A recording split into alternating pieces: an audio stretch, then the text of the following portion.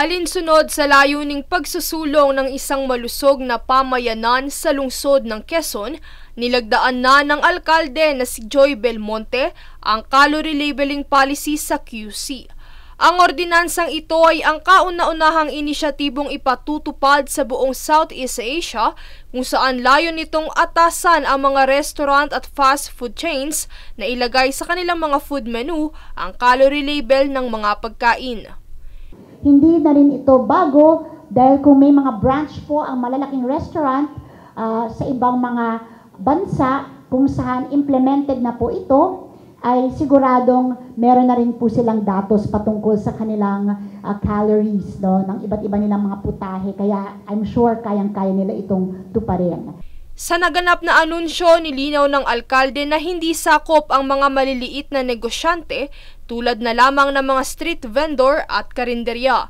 Ngunit para sa mga magboboluntaryong sumunod sa ordinansa, sila ay bibigyan ng insentibo ng pamahalaan. Samantala, isa pa sa mga dahilan kung bakit isinakatuparan ang pulisiyang ito ay dahil sa higher risk sa mga non-communicable diseases gaya ng heart attack, diabetes at hypertension.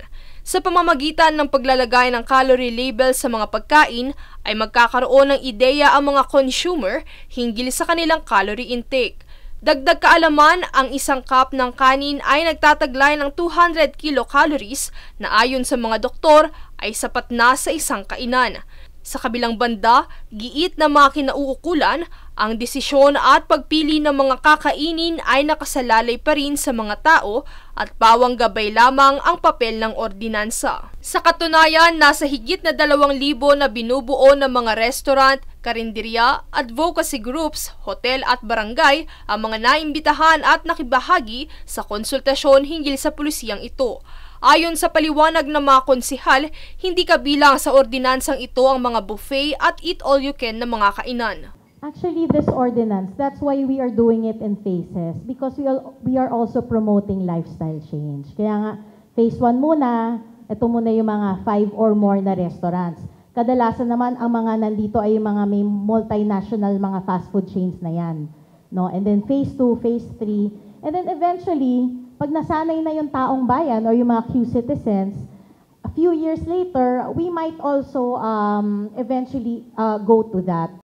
Ay magkakaroon po tayo ng pag-craft pa po ng implementing rules and regulation.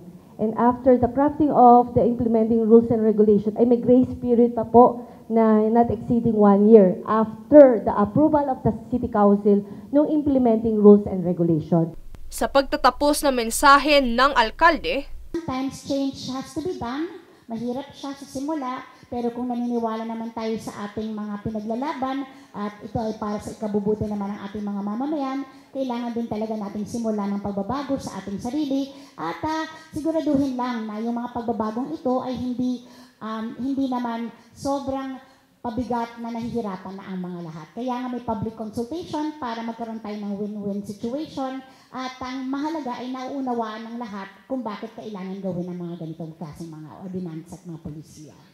Princess Castro, nag-uulat para sa One Media Network.